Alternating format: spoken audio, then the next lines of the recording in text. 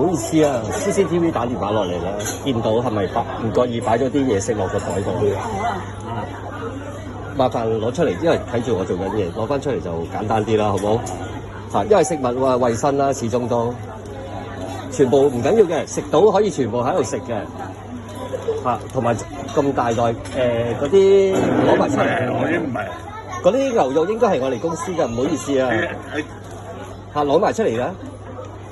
仲有啲蝦啊剩啊，不如成盒攞出嚟好嘛？始終都要保障翻顧客噶嘛。食幾多唔緊要嘅，我哋大把時間，但係就唔可以攞走嘅，因為張貼晒出嚟㗎啦。麻煩晒。咁咪攞咯。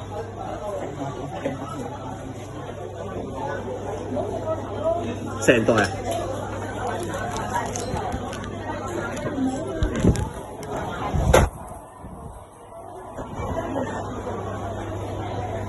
生熟嘅，唔好意思啊。